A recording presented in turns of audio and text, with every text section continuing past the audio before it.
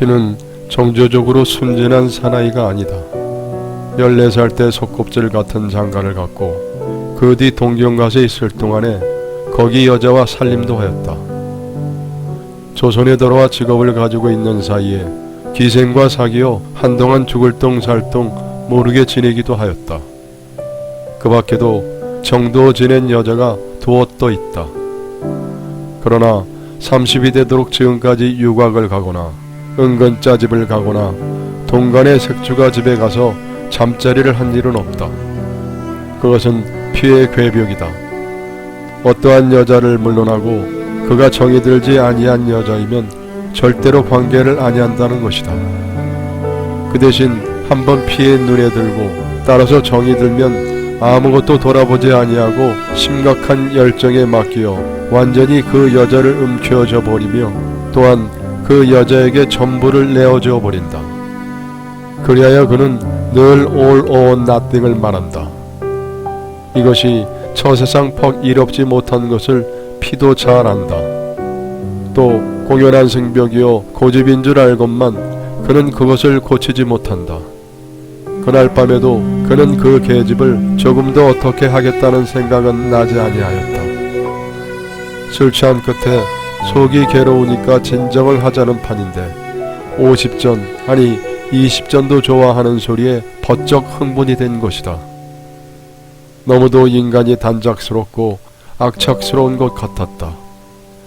피가 노상 보고 듣는 세상이 돈을 중간에 놓고 악착스럽게 으르렁으르렁 하는 것임을 모르는 바는 아니나 정조 대가로 일금 20전을 요구하는 것은 처음 보았다. 피는 그러한 여자가 정조를 파는데 무신경한 것도 잘 알고 있으며 따라서 그것이 비도덕이니 어쩌냐 하는 것도 아니다. 그의 관점과 해석은 그것보다 더 나아간 입장에 있었다. 그러나 20점만 줘도 소리에는 이것저것 생각하고 헤아릴 나위도 없었다. 더럽고 얄미우면서 눈물이 고였다. 3원쯤 되는 전 재산을 덜어내던지고 정신없이 뛰어나온 것이다. 술 취한 피를 혼자 남겨둔 애치와 M은 골목에 기다리고 서서 있었다. 비가 뛰어나오는 것을 보고 그들은 우선 농을 건넨다. 한턱 하오. 장가 한턱 하게. 피는 고개를 흔들었다. 그리고 멍하니 서서 생각을 하였다. 다본의 가면 밑에서 꿈틀거리는 인도주의에 몹시 증오를 느끼는 피는 이날 밤 자기의 행동을 어떻게 해석할지 몰라 괴로워하였다. 내일을 굶어야 할 그 돈이지만 돈이 아까운 것이 아니다. 정조값으로 20전을 주어도 좋다는데 왜 정조는 퇴하고 돈만 있는 대로 다 털어주었는가? 왜 눈에 눈물은 고였는가? 피는 머리가 띵하고 속이 니역거리며 정신을 차릴 수가 없었다. 그는 두 친구에게 인사도 변변치 하지 아니하고 코를 베인 듯이 삼청동으로 올라왔다. 어서 바삐 좀 들어눕고만 싶었던 것이다. 아무리 방구들은 차고 지저분하게 늘어놓았어도 제 처소는 반가운 것이다. 더구나 몸이 괴로울 때는. 피는 누더기 양복이나마 벗으려고도 아니하고 그대로 펴두었던 이부자리 속에 몸을 파묻었다. 들어놓으니 취기가 새삼스레 더하여 영영 옷 벗을 생각도 잊어버리고 그대로 잠이 들었다. 얼마나 자고 났는지 괴로워 부대끼다 못하여 잠이 깨었을 때는 목이 타는 듯이 말랐다. 물은 없다. 물이 없어 못 먹느라 생각하니 목은 더 말랐다. 밤은 어느 때나 되었는지 짐작할 수가 없다. 전등은 그대로 켜져 있다. 밖에서는 사람 지나다니는 발자국 소리도 들리지 아니한다. 전차 달리는 소리도 들리지 아니하고 가끔 가다가 자동차의 경적이 딴 세상의 소리같이 감감하게 들려온다.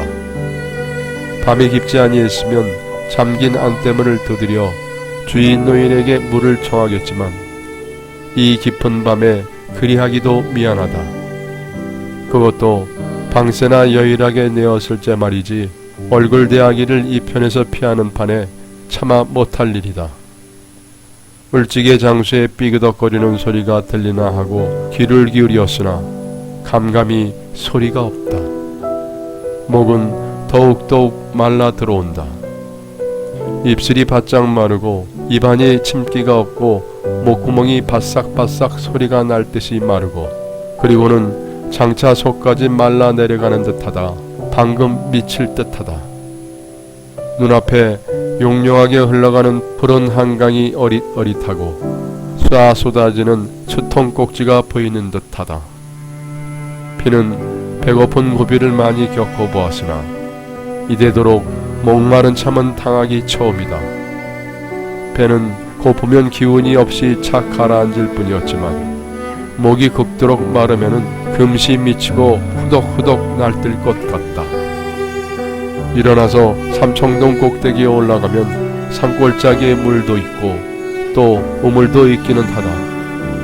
그러나 이 어두운 밤에 어디가 어디인지 보이지 아니할 테고 또 우물에는 두레박도 없을 것이다. 겨우겨우 참아가며 몇 시간을 삐되었다. 실상 1시간도 못 되는 동안이지만 피에게는 여러 시간인 듯만 싶었다.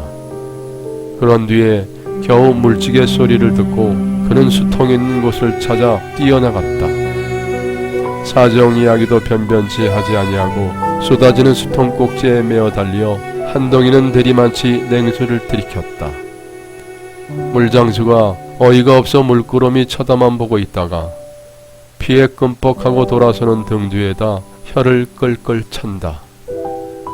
피는 새삼스레 양복을 벗어 던지고 다시 자리에 파묻혔다. 이제는 잠이 심리나 달아나고 눈이 초랑초랑하여진다. 그러면서 어젯밤 일이 머리에 떠오른다. 그것은 마치 못 먹을 것을 먹은 것처럼 꺼림칙한 기억이다. 아무렇게나 씹어 넘겨버리제도 그러나 머리 한 구석에 박혀 가지고 사라지려고 하지 아니하는 어런과 같다. 어떻게 해서라도 시원스러운 해석을 내리고야 마음이 놓일 것 같다. 정조 대가로 일금 20전을 푸른 여자. 방금 세상에는 한 번 정조를 빼앗긴 것으로 목숨을 버려 자살을 하는 여자도 있다. 그러는 한편 20전도 줬소하는 여자가 있다.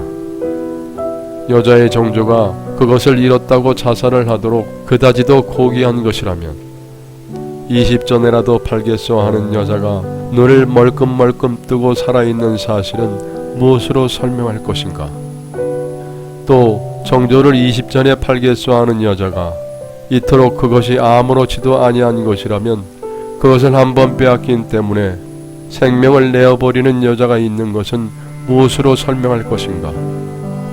이 두 여자가 모두 건전한 양심의 소유자라고는 볼 수 없다. 그러나 그 가운데 나무라기로 들면 차라리 정조를 빼앗긴 것으로 자살한 여자를 나무랄 것이지 20전에 팔겠소 하는 여자는 나무랄 수가 없다. 16살 때부터 시작하여 일에 3년이나 색주가 집으로 굴러다니는 여자다. 언제 누구에게 귀떨어진 도덕관념이나 정당한 인생관을 얻어들은 적이 없을 것이다.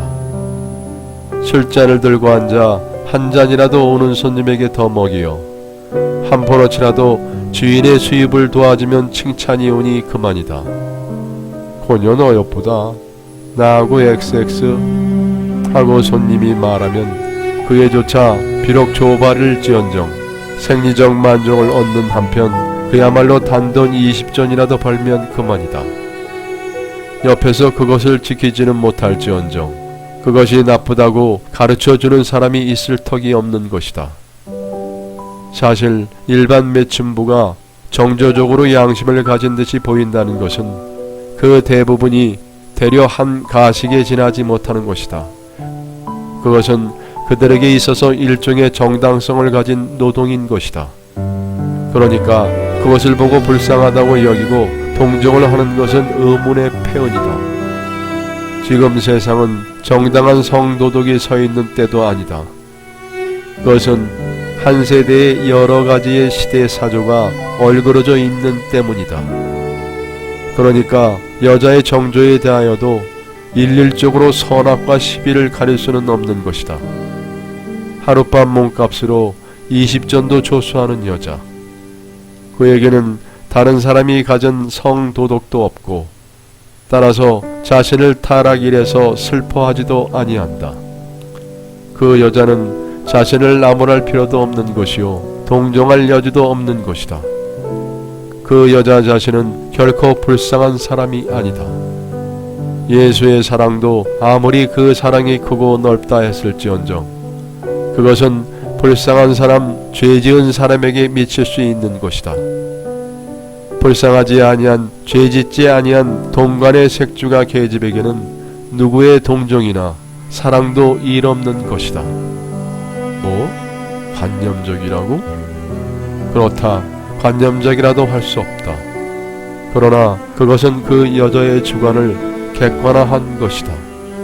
또 그 병적 현실에 메스를 대는 것은 집단의 역사적 문제이지만 룸펜 인테리의 결벽과 흥분증으로는 문제가 되지 아니한다. 다만 취객이 삼원각수를 던져 주었으므로 해서 그 여자는 감격 없는 기쁨을 맛봤을 뿐일 것이다. 이게 웬 떡이냐? 어제 저녁에 꿈이 괜찮더니 이런 땡을 잡으려고 그랬구나. 웬 얼간망둥이냐? 그 계집애는 응당 그렇게밖에는 더 생각되지 아니하였을 것이다. 그것이 결코 무리가 없는 당연한 일이다. 비는 여기까지 생각하고 입맛은 고소를 띄웠다.